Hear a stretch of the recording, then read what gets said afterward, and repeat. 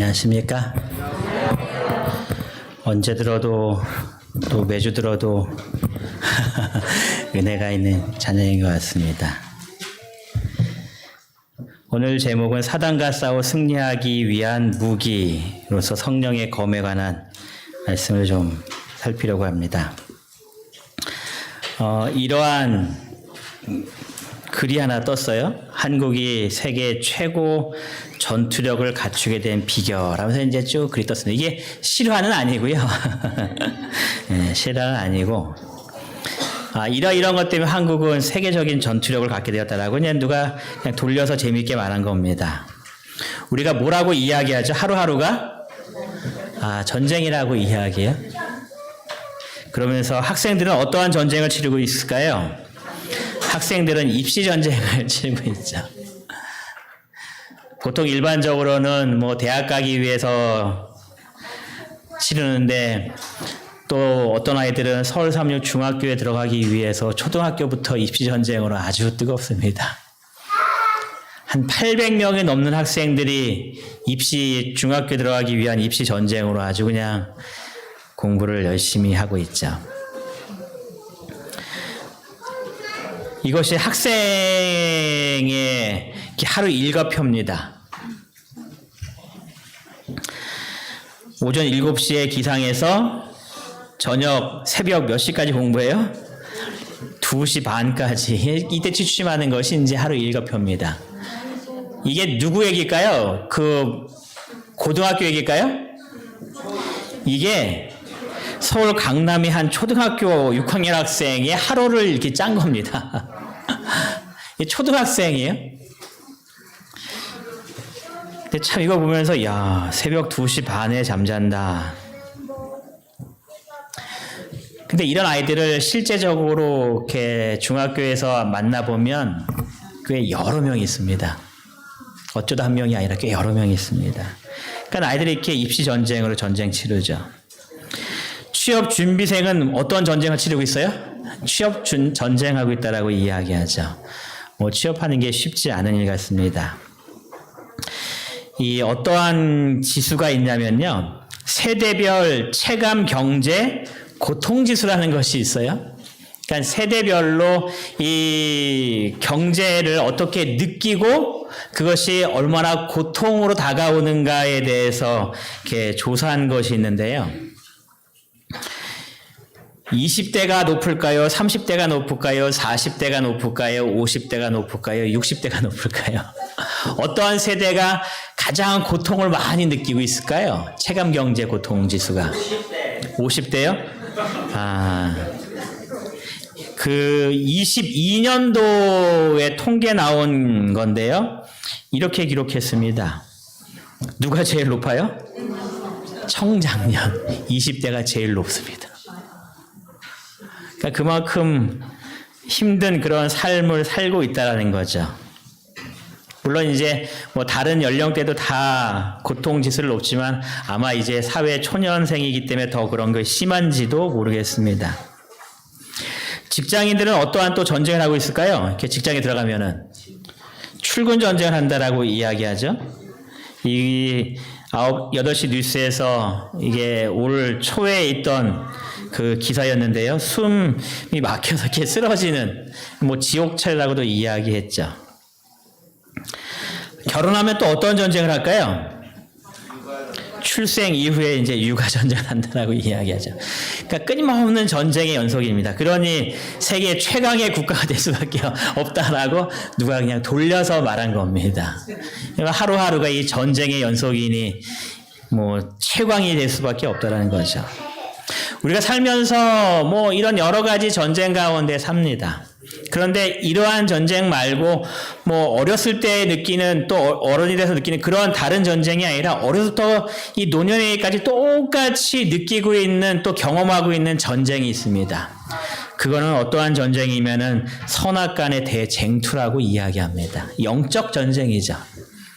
그냥 단순히 내가 어려서 겪는 그러한 입시 경쟁, 취업 전쟁 이런 것이 아니라 어렸을 때부터 노년에까지 똑같이 겪는 이 영적인 전쟁을 우리가 매일매일 하고 살고 있습니다. 아이들 나름대로 또 어른은 또 어른 나름대로. 한 동화책이 있는데 천사와 악마라는 동화책이 있습니다. 그래서 이제 뭐 애들 동화책이니까 그림이 좀 많은데 이 한 아이가 이렇게 이야기를 해요. 내 안에 누가 살고 있다고요? 악마와 천사가 살고 있어요. 라고 하면서 이 동화가 이제 시작되는 겁니다. 어느 날 엄마가 아들을 위해서 이렇게 맛있는 초코 푸딩과 초코 케이크를 이렇게 사서 이렇게 식탁에 올려놓은 겁니다. 아마 동생이 있었던 것 같아요. 근데 이 아이가 그걸 가만히 쳐다보면서 이 마음속에 갈등이 생기기 시작하는 겁니다. 나는 초코 푸딩이 좋은데 뭣도 먹고 싶어요? 초코 케이크도 먹고 싶고 아직 주변을 둘러보니까 동생은 보이지 않고 이걸 어떻게 되나 고민할 때에 한쪽에서 뭔가 퍽 나타나죠. 그리고 뭐라고 외쳐요? 둘 다 먹으면 되지. 뭘 그렇게 고민하고 있냐라고 이야기합니다. 그러니 이 아이가 마음속에 기쁨을 느끼면서 그래 둘 다 먹을까라고 이제 손이 양쪽으로 갈 때에 또 한쪽에서 펑 하고 터져요. 그러면서 뭐라고 얘기해요? 그 악마의 하는 말 절대로 들으면 안 된다고 하면서 도대체 내가 어떻게 하나 하는 그 마음속의 갈등과 전쟁이 있죠. 우리가 살면서 여러 가지 영적 전쟁을 경험합니다. 이것을 하면 세상적으로 도움이 될 것 같은데 한쪽에서는 아니야 그러면은 예수님이 슬퍼하실 거야 하는. 예전에 예언의 신을 아무리 찾아봐도 제가 그것을 못 찾는데 어렸을 때에 부모님들이 그러한 말씀을 해줬어요. 우리가 극장에 들어가면 천사가 밖에서 슬피 울며 있단다 하면서 그거 들어가면 안 되라고 했던 그 이야기를 들어본 적이 있습니다. 매 순간마다 우리 신앙에 대한 영적인 전쟁이 있죠. 그래서 하나님께서 이 영적인 싸움에서 승리하도록 하시기 위해서 하나님께서 모든 준비를 다 갖춰 놓으셨는데 그것을 우리는 하나님의 전신갑주라고 이야기를 합니다. 그래서 우리가 매일매일 이런 사단과의 영적 전쟁에 살고 있기 때문에 하나님께서 모든 이 전쟁을 위한 준비를 다 준비해 놓으시고 우리에게 하나하나 채워주시는 거죠. 구원의 투구도 씌워주시고 위에 흉배도 채워주시고 하면서 우리가 이 사단과의 싸움에서 매일매일 승리할 수 있도록 하나님께서 이런 것들을 준비해 주시는, 그러니까 이 그림을 보면서 참 너무 예쁜 것 같아요. 우리가 막 입는 게 아니라 하나님께서 이거 입어야 돼 하면서 이렇게 입혀주시는 그런 모습. 우리가 어떻게 영적 전쟁에서 승리하도록 하나님께서 우리에게 하셨는가? 우리 다 같이 에베소서 6장 10절부터 17절까지 있는 말씀을 같이 찾아보시겠습니다. 에베소서 6장 10절부터 17절까지 있는 말씀입니다. 제가 짝수절을 읽고 우리 성도님들께서 홀수절을 읽어주시기 바랍니다. 에베소서 6장 10절부터 있는 말씀입니다. 끝으로 너희가 주 안에서와 그 힘의 능력으로 강건하여지고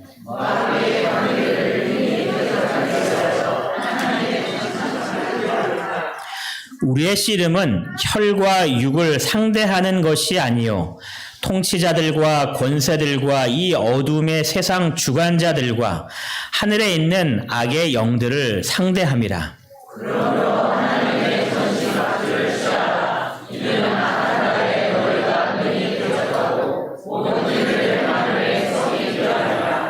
그런즉 서서 진리로 너희 허리띠를 띠고 의의 호심경을 붙이고 모든 것 위에 믿음의 방패를 가지고 이로써 능히 악한 자의 모든 불화살을 소멸하고 구원의 투구와 성령의 검 곧 하나님의 말씀을 가지라. 여러분들 하나님의 전신갑주를 이렇게 입고 오셨습니까? 오늘 우리가 살펴볼 말씀은 성령의 검, 하나님의 말씀, 이 부분을 같이 살펴보려고 합니다. 우리가 사단과 싸우기 위해서 하나님께서 나름대로 사람들이 생각하기를 공격의 무기를 주셨다라고 이야기를 해요. 다른 것들은 다 방패인데 이 칼은 공격할 수 있는 무기이기 때문에 하나님께서 우리에게 공격의 무기를 주셨다. 이제 이렇게 이야기들을 많이 합니다. 그래서 좀 생각을 해봤습니다. 그럼 우리가 일찍 일어나서 이 칼을 들고 사단과 싸우기 위해서 어디로 달려가면 될까? 좀 생각을 좀 해봤어요. 그랬더니 그렇게 싸우라고 주신 것 같지는 않습니다. 사단이 우리를 공격할 때 사단과 싸움을 이야기하는 것이지 저 사단과 무찔러 이겨야지 하면서 적진으로 뛰어갈 그런 싸움은 아닌 것 같아요.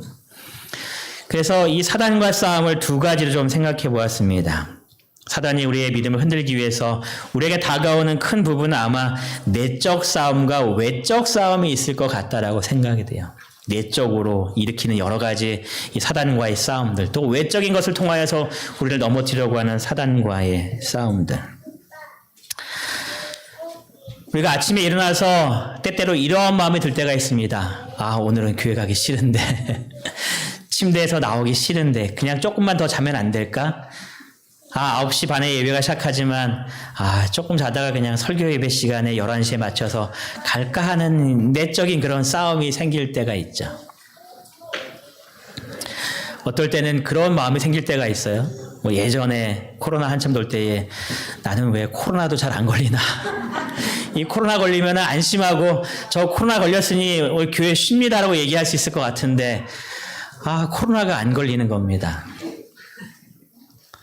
참 하나님께서 건강한 체력을 주신 것 같아요. 근데 교회에 오면 그 내적 싸움이 끝나는가? 설교 제목 중에 그 책 제목 중에 이런 책 제목이 있더라고요. 그래서 정말 참 신기해서 하나 좀 가지고 왔는데 읽어보진 않았습니다. 제목이 이겁니다. 설교만 하면 딴 생각.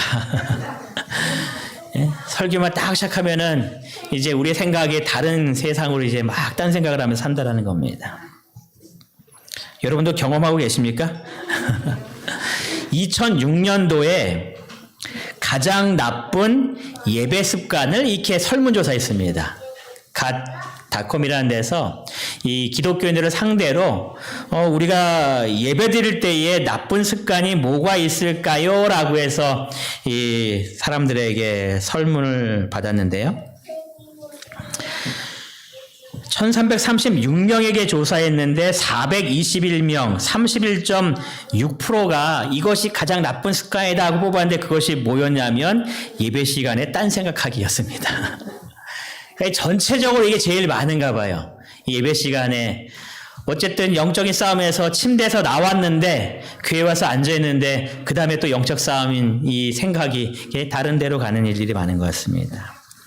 두 번째 보니까 목사님 시선 피해 이렇게 뒤로 다 이렇게 숨으신다는 겁니다. 앞에 있으면 목사님하고 눈도 마주칠 일이 많으니 목사님이 잘 이렇게 안 보는 곳으로 가서 이렇게 구석구석에 가서 예배를 드리기 위해서 앉는다라는 겁니다. 그리고 그 다음 또 안 좋은 습관을 뭐라고 했냐면 낙서나 그림 그리기 하면서 이제 들으면서 물론 이것도 또 따뜻한 생각하는 거겠죠. 쭉쭉 쓰면서 이제 또 어떤 사람은 말하기를 설교 시간에 수면 보충. 분명히 내가 안 자려고 결심하고 왔는데 이상하게 설교만 시작하면은 하나님의 말씀을 들을 때마다 옳다라고 계속 꾸박꾸박하게 앞뒤를 흔들면서 얘기하죠. 그래서 참 다행인 건 옆으로 흔드시는 분은 없어요. 아니라고 이렇게 하시는 분은 없고 다 흔들면서 그 말이 맞다고 이렇게 하시면서 수면 보충한다는 겁니다. 그러니까 정말 피곤함에도 불구하고 교회에 오셔서 정말 그렇게 주무시는 건 참 아름다워 보일 수 있는데 잠도 충분히 잤는데 교회만 하면 습관적으로 좋을 때가 있다는 얘기입니다. 그리고 어떤 사람들은 하기를 주보 삼매경이라는 겁니다. 주보에 별로 볼 것도 없는데 설교 시작하면서 계속 주보를 이렇게 살피는 겁니다. 네. 또 이건 가장 적은 프로세스였는데요. 휴대폰에 특별 안수하기 위해 휴대폰을 계속 만지작만지작거린다는 거죠. 요즘 조사했으면은 1등이 뭐가 나왔을까요? 제가 보기에는 1등은 여전히 예배 시간에 딴 생각이고 2등이 아마 휴대폰이었을 겁니다. 휴대폰 참 많이 만지죠. 관심을 끌만한 것들이 계속 날라와요. 띠각띠각 하면서 계속 보니까 도대체 뭔 내용이 왔을까? 이렇게 우리의 관심을 끌죠. 또 아마 또 나온다면 예배 시간에 이렇게 괜한 일로 대화하시는 그런 것도 아마 꽤 높은 순위가 나왔을지 모릅니다. 아이들이 떠드는 건 상관없는데 어른들끼리 이렇게 막 이렇게 여러 가지 논의를 하실 때가 많다라는 겁니다. 왜 이렇게 말씀에 집중하지 못하게 할까요? 지금 이 모든 것들은 영적인 싸움에서 내가 진 겁니다. 왜냐하면 사단이 우리의 마음속에 무언가 내적인 것을 자꾸 일으키면서 하나님의 말씀을 듣지 못하게 만들고 있는 겁니다. 여러분들이 다 아시는 대로 예수님의 4가지 땅에 비유할 때에 새가 와서 그 모든 것 다 해버리고 뭐 그런 일들이 계속 기록되잖아요. 다 사단이 그 일을 하고 있다라고 이야기하는 겁니다. 왜 말씀에 집중하게 못하게 만드는가? 디모데전서 4장 5절은 우리에게 이러한 말씀을 주시는데요. 디모데전서 4장 5절에 있는 말씀입니다. 우리 찾은 다음에 좀 다 같이 읽어보도록 하겠습니다. 디모데전서 4장 5절입니다. 우리 다 같이 말씀 읽어보겠습니다. 시작. 하나님의 말씀과 기도로 거룩하여집니다. 하나님의 백성인 성도로서 거룩한 거룩한 하나님의 백성들로서 우리가 어떻게 살아갈 수 있을까? 우리가 어떻게 하면 거룩한 하나님의 구별된 백성이 될 수 있을까에 대해서 이야기하면서 성경 우리에게 말씀하시기를 무엇을 통해 거룩해진다라고 이야기해요? 하나님의 말씀과 기도로. 하나님의 말씀이 우리를 거룩하게 우리를 변화시켜 주신다라고 이야기하는 겁니다. 그래서 어떤 분은 이 부분에 대해서 기록하면서 이렇게 이야기했습니다. 하나님의 말씀이 우리 안에 들어오면 우리의 생각과 마음을 다스리기 시작합니다. 그러니까 우리가 거룩해진다는 겁니다. 그래서 그가 말하기를 사람이 자기의 생각을 따라가면 결코 거룩해질 수 없다라고 표현합니다. 사람이 거룩해지려면 사람의 생각을 따라가는 것이 아니라 누구의 생각을 따라가야 된다는 거예요? 하나님의 말씀을 따라가야지만 거룩해질 수 있다는 겁니다. 그래서 하나님께서 우리에게 영적 싸움에서 이기기 위하여 우리에게 필요한 무기를 주셨는데 그것이 바로 성령의 검, 곧 하나님의 말씀이다라고 이야기합니다. 근데 여러분 이 패턴을 보면 지금까지 하나님께서 우리의 전신갑주를 주실 때의 패턴과는 조금 다릅니다. 보통 어떻게 이야기하냐면은 구원의 투구 이렇게 얘기했어요. 믿음의 흉배, 진리의 허리띠. 그래서 이 상징적인 것들을 뒤로 놓으면서 그것이 무엇인가를 앞에다가 항상 설명했는데 이번에는 이 패턴이 성령의 검 이렇게 끝나는 것이 아니라 성령의 검 한 다음에 그것이 뭐라고 뒤에 또 설명을 해요? 하나님의 말씀이다라고 설명을 합니다. 조금 패턴이 다릅니다. 왜 이렇게 패턴을 다르게 이야기하는가? 히브리 4장 12절에는 이렇게 이야기합니다. 하나님의 말씀은 살아있고 활력이 있다라고 이야기합니다. 우리가 성경 말씀을 읽을 때에 이 말씀은 그냥 죽어있는 글씨가 아니라고 이야기합니다. 살아있는 하나님의 말씀이다라고 이야기합니다. 활력이 있다라고 이야기합니다. 그 말씀은 자구의 날선 어떤 것보다도 예리하여 혼과 영과 및 관절과 골수를 찔러 쪼개기까지 하며 우리의 마음과 생각을 판단하신다라고 이야기합니다. 그러니까 그냥 있는 글이 아니라 우리의 안에 들어와서 하나님께서 역사하시는 능력이 말씀을 통해서 일어난다라고 이야기합니다. 시대 소망은 것을 이렇게 설명합니다. 진리가 성령으로 더불어 마음에 동반될 때에만 양심을 일깨우거나 생애를 변화시킬 것이다. 여러분 진리는 뭐라고 우리가 기억절에 외웠을까요? 십과 기억절에 아버지의 말씀은 진리니이다. 아버지의 말씀이 성령으로 더불어 동반되어 우리의 마음속에 임할 때에 우리의 생애에 변화가 일어나기 시작한다는 겁니다. 드라큘라를 무찌를 때 사람들이 뭐를 들고 나갔을까요? 십자가를 들고 나갔단 말이에요. 그럼 드라큘라가 이렇게 무서워서 막 도망치고 또 성경을 갖고 이렇게 막 하면 이렇게 도망치고 뭐 그런 거 우리가 예전에 봤죠. 이와 똑같은 모습이 어디서 등장했었는가? 이스라엘 백성들이 블레셋과의 싸울 때였습니다. 자기네가 좀 불리했습니다. 어떻게 하면 여기서 승리할 수 있을까라고 생각하면서 뭐를 갖고 오자라고 이들이 결정을 해요? 하나님의 법궤를 가져오자라고 이야기합니다. 그들은 그런데 이 하나님을 모신 것이 아니라 뭐만 바라보고 있는 거예요? 하나님의 법궤만 바라보고 있는 겁니다. 하나님의 법궤가 왔으니 이 법궤가 우리를 승리로 이끌어줄 것이라고 그들이 확신하면서 이 전쟁에 우렁찬 외침과 함께 블레셋과 싸우러 나가죠. 결과가 어땠을까요? 법궤를 빼앗기고 패합니다. 왜냐하면 능력은 법궤 자체에 있는 것이 아니기 때문이죠. 아마 그래서인지 몰라도 하나님께서 우리에게 10계명을 주시면서 둘째 계명에 우상을 만들지 말라라고 이야기해요. 경배하지 말라고 이야기합니다. 절하지 말라고 이야기합니다. 우리 교회가 십자가 목걸이도 안 하고 그러다 보니까 우리 교회에 이제 처음 알게 되신 분들이 가끔 물어봅니다. 교회는 왜 그런 거를 잘 안 하십니까? 이렇게 물어봐요. 그래서 그럴 때 대답이 이렇게 얘기하죠. 우리가 예수님을 믿고 의지해야 되는데 우리가 자꾸 이 목걸이 만지면서 그 의지하기 때문에 그거 우리 안 한다고. 여러분, 우리의 마음속에 성경 말씀 읽을 때 왜 그렇게 변화가 임하지 않았는지 지금 설명해 주고 있는 겁니다. 여러분, 말씀을 열심히 읽을 때에 그 말씀 읽는 가운데 누가 임해야 된다는 거예요? 성령 하나님께서 내 마음속에 임하셔서 내가 지금 읽은 말씀이 내 삶 속에 이루어지도록 간절히 기도하면서 이 말씀을 살피는 일들이 우리에게 필요하다라는 이야기입니다.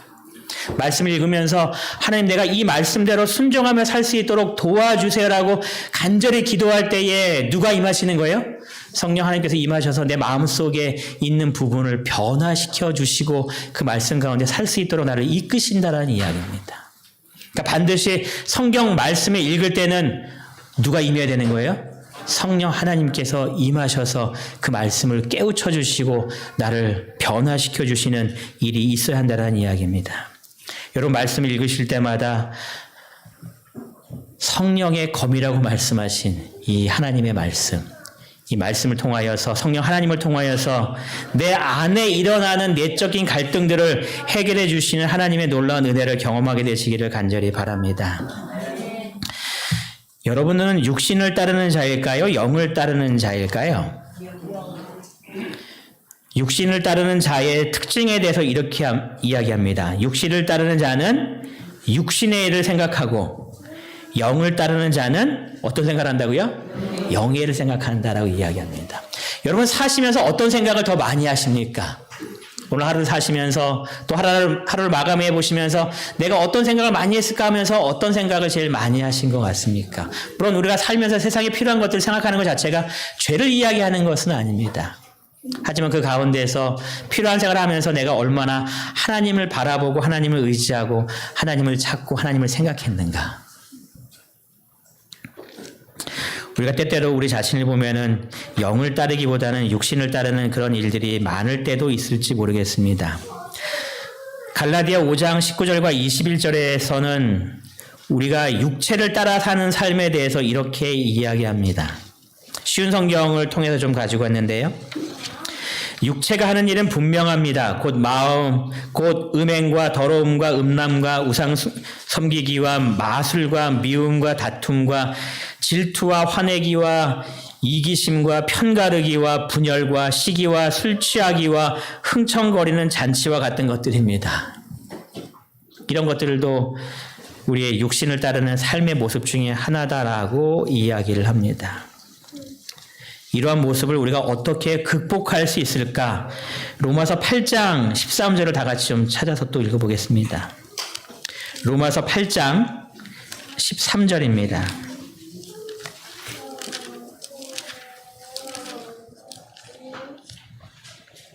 로마서 8장 13절 우리 다 같이 읽어보겠습니다. 너희가 시작. 너희가 육신대로 살면 반드시 죽을 것이로되 영으로서 몸의 행실을 죽이면 살리니. 우리가 육신 가운데 사는 그런 삶의 모습들이 참 많은데 그것을 극복하기 위하여 정복하기 위하여 어떻게 해야 되는가? 무엇으로서 몸의 행실을 죽이래요? 영으로서. 성령의 능력을 통하여 이 일을 이룰 수 있다라고 분명히 이야기하는 겁니다.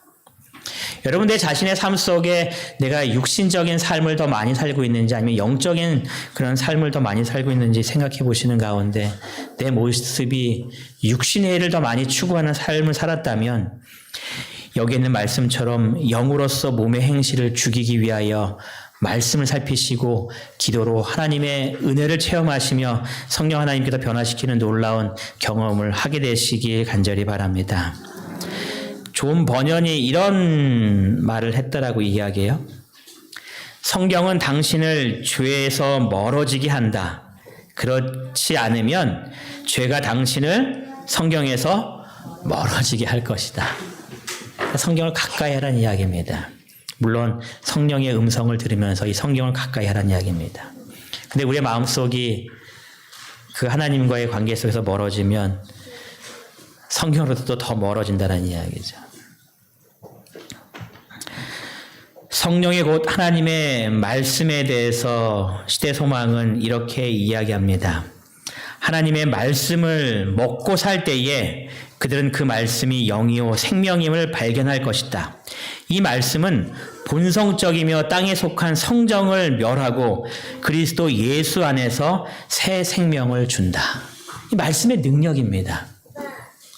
여러분 날마다 말씀을 꼭 살피시기 바랍니다. 그래서 이 말씀을 통하여서 하나님의 영이 내 안에 임하셔서 내 본성적인 죄악의 모습들, 육신의 이 모습들을 하나님의 모습으로 변화시켜 주시는 귀한 경험을 통하여서 이 내적인 싸움에서 승리하시는 매일매일의 삶이 되시기를 간절히 바랍니다. 또 외적 싸움을 우리가 싸울 때가 있습니다. 이제 사단이 여러 가지 루트를 통해서 이제 우리를 또 공격하는 내용들입니다. 예수님께서 사단이 자신을 시험할 때에 어떻게 이기셨는가를 찾아보면 예수님께서 말씀하시기를 기록되었으되라고 하나님의 말씀을 인용하면서 이 사단이 네가 말한 거 그거 잘못된 거야 라고 이렇게 지적하십니다. 그러니까 예수님께서 성경 말씀을 통하여서 사단의 잘못을 지적하니까 사단이 두 번째 시험할 때는 어떻게 했을까요? 사단도 뭐를 이용해요? 성경 말씀 이용하면서 네가 높은 데 뛰어내리면 천사가 너의 발을 붙들어서 이렇게 땅에 떨어지지 않고 이렇게 안전하게 보호하실 거야 하면서 성경 말씀을 쭉 인용합니다. 여러분 우리를 미혹하는 이 세상적인 사단의 공격이 들어올 때에 성경 말씀을 사용하여 우리를 미혹할 때가 분명히 있다라는 것이 이 사단의 경험을 통해서 우리에게 전해집니다. 그러므로 우리가 말씀을 연구해야 될 필요성이 있는 거죠. 왜냐하면 사단이 우리에게 어떤 말을 툭 던졌는데 우리가 그 말씀이 도대체 어떠한 의미인지 알지 못하도록 따라가 버린다면 우리가 두 번째 시험에서 넘어가게 되는 겁니다. 여러분 성경 연구를 꼭 하게 되시기 바랍니다. 여러분 또 지난주에도 얘기했지만 화요일날 이 기본결의를 공부하고 있는 이 시간에 정말 때때로 그것이 지루할지 모르겠지만 이것이 성경 연구의 가장 중요한 것임을 깨달으셔서 그 말씀을 들으시고 기도하시면서 하나님 이 말씀이 어렵고 지루하지만 제가 이 공부 잘 따라가게 도와주세요 하시면서 이 공부를 따라오시기 바랍니다. 그래서 사단이 성경을 통해서 우리를 미혹할 때에 예수님처럼 어떻게 하는 거예요? 또 기록되었을 때 네가 지금 말한 그 성경은 잘못 해석하고 있는 거야. 이건 이렇게 받아들여야 돼 하면서 성경을 풀어줄 수 있는 그러한 지혜를 얻게 되시기를 바랍니다. 사단이 또 이야기하자 예수님께서 말씀하시기를 기록되었으되라고 하시면서 이 사단과의 싸움에서 이기십니다. 예수님께서도 사단과 싸우실 때에 이기기 위하여 성경 말씀을 사용하셨다라고 이야기하고 있습니다. 그래서 이 외적인 싸움에서도 승리하려면 우리에게 필요한 것은 뭐예요? 하나님의 말씀이라는 겁니다. 각시대 대쟁투에서는 그래서 이렇게 이야기합니다. 그분께서는 사단이 도전해 올 때마다 기록되었을 때라는 영원한 진리를 방패로 삼아 대응하셨다. 이 말씀이 우리의 방패가 되는 겁니다. 사단과 싸워서 이길 때에 이 모든 것들을 사단과의 싸움에서 이길 수 있는 큰 능력이 되는 겁니다. 여러분 열세기역절 때에 외우는 것이 여러분이 사단과의 영적인 투쟁에서 싸울 수 있는 뭐를 자꾸 손에 내가 들고 있는 거예요? 성령의 검을 들고 있는 겁니다. 여러분, 이 말씀을 암송할 수 있을 때에 꼭 암송하는 그런 시간을 갖게 되시길 바라요. 나중에 암송하고 싶어도 머리에 안 들어올 때가 분명히 생깁니다. 그래서 많이 말씀을 지금 외울 수 있을 때에 암송하셔서 사단이 우리를 힘들게 만들 때에 하나님께서 우리가 외웠던 그 필요한 말씀을 그때그때마다 기억나게 해주셔서 말씀으로 사단과 싸워 이기는 그런 경험을 우리가 분명히 해야 될 겁니다. 대쟁투 51페이지에 또 이렇게 이야기합니다. 사단은 성경이 사람들로 하여금 자기의 기만을 간파하게 해줄 수 있을 뿐만 아니라 자기의 권세에 대항하게 해줄 수 있다는 것을 잘 알고 있다. 그러니까 사람들로 하여금 이 성경 말씀을 보게 하는 거예요? 못 보게 하는 거예요? 못 보게 하는 겁니다. 이 성경 말씀을 통하여서 사단의 기만을 간파할 수 있는 이 지혜를 우리에게 주시고 사단과 싸워 이길 수 있는 그런 능력을 우리에게 주시기 때문에 사단은 그리스도인들로 하여금 자꾸 말씀을 멀리하게 만든다는 겁니다. 이 말씀 좀 같이 한번 읽겠습니다. 성경 연구는 시작. 성경 연구는 인류로 하여금 창조주와 더욱 밀접히 연합하게 해주고 그분의 거룩한 뜻에 관하여 더욱 명확한 지식을 얻게 해준다. 여러분, 성경 연구가 중요한가요? 우리에게 굉장히 중요한 이 모습입니다. 그러면서 대쟁투 599페이지에서는 이렇게 기록합니다. 이따금 유혹을 저항할 수 없는 것처럼 보이는 이유는 기도와 성경 연구를 게을리함으로 하나님의 허락을 쉽게 뭐 할 수 없대요? 기억할 수 없고 성경을 무기로 삼아 사단을 대항할 수 없기 때문이다. 우리가 사단과의 그런 싸움에서 유혹에 저항하지 못하고 많이 넘어지는 그런 이유를 두 가지로 두는 겁니다. 기도와 성경 연구를 게을리한 것. 왜냐하면 이것을 통해서 하나님의 능력이 나오기 때문에 그렇습니다.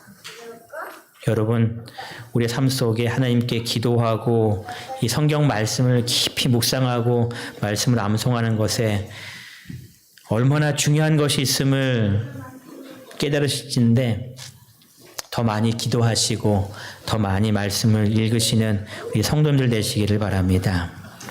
다니엘서 12장 1절에 이렇게 기록합니다. 마지막 때를 말씀하시면서 환란이 있는데 개국 이래로 그때까지 없던 환란이 있거든요. 그럼 어떤 환란이라는 거예요? 가장 큰 환란이라는 겁니다. 우리가 앞으로 겪어야 될 엄청난 무서운 일들이 일어날 것이다라고 말합니다. 그때 어떻게 우리가 사단의 그런 외적 전쟁에서 끝까지 믿음으로 견뎌낼 수 있을까? 사건 254페이지에 이렇게 이야기합니다. 마지막 날 사건들.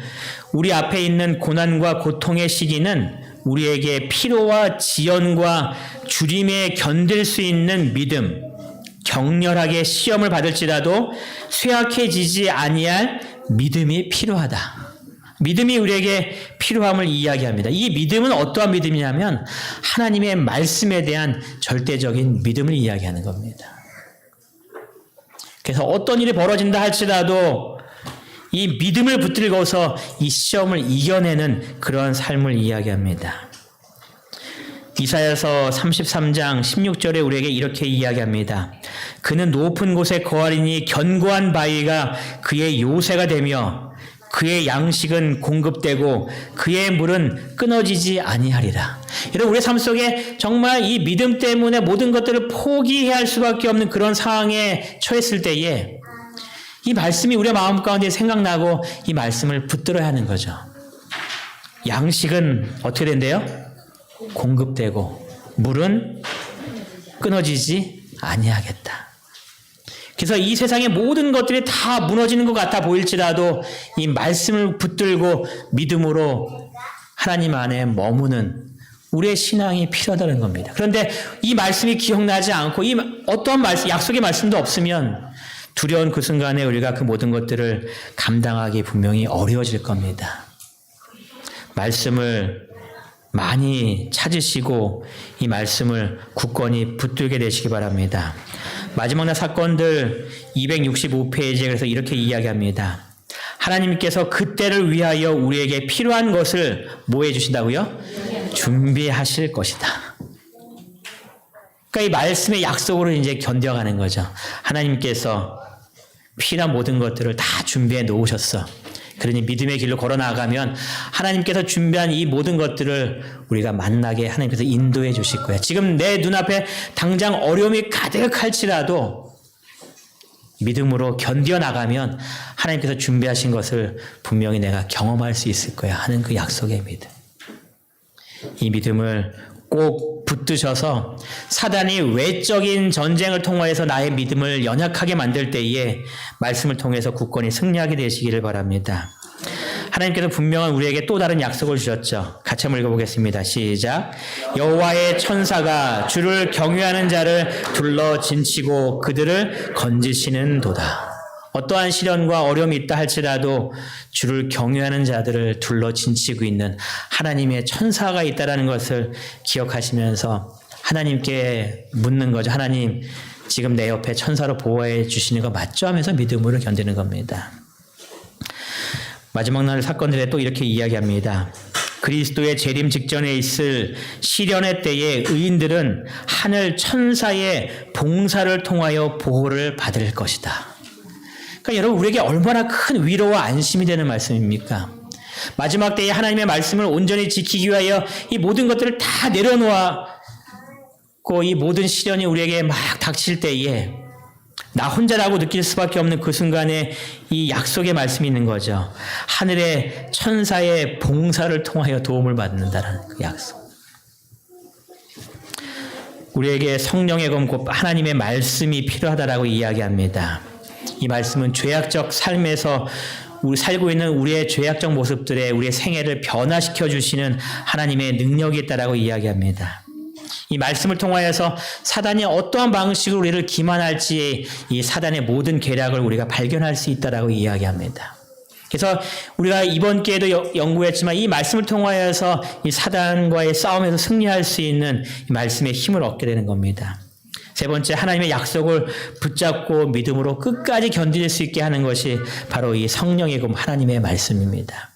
우리가 이 땅에 살면서 끝까지 승리할 수 있도록 주님께서 우리에게 주신 이 말씀을 굳게 붙드시고 말씀을 가까이 하셔서 사단과의 싸움에서 날마다 승리하게 되시는 우리 모든 성도님들 되시기 바라면서 오늘 말씀을 마치겠습니다.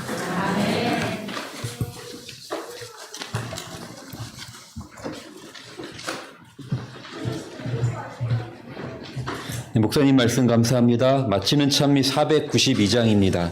찬미 후에 목사님께서 기도해 주시겠습니다.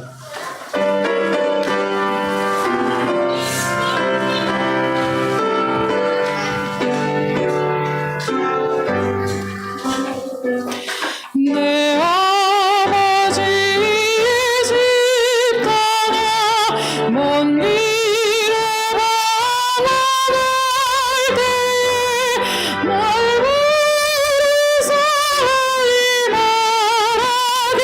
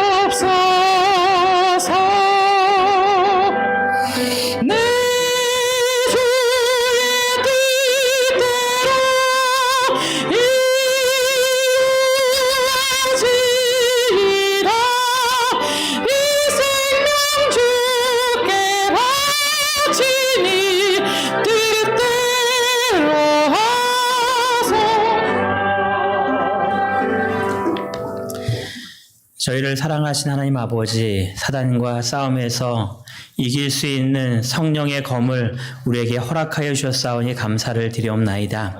이 하나님의 말씀을 날마다 묵상하고 이 말씀을 암송하여 이 말씀이 우리를 변화시켜 주시고 또 사단의 모든 위협으로부터 우리가 넉넉히 믿음으로 승리할 수 있는 큰 힘을 얻을 수 있도록 주님 축복하여 주시옵소서. 사단이 우리의 관심을 자꾸 다른 데로 돌려서 말씀과 멀어지려고 하게 할 때에 주님 저희들에게 말씀을 더욱더 사모할 수 있는 귀한 마음을 허락하여 주시어서 말씀을 상고하며 매일매일 주님과 동행하는 삶을 살 수 있도록 인도하여 주시옵소서. 저희들의 삶 속에 허락하신 이 귀한 말씀의 은혜에 감사드리오며 저희를 사랑하시는 예수님의 이름으로 기도드리옵나이다. 아멘.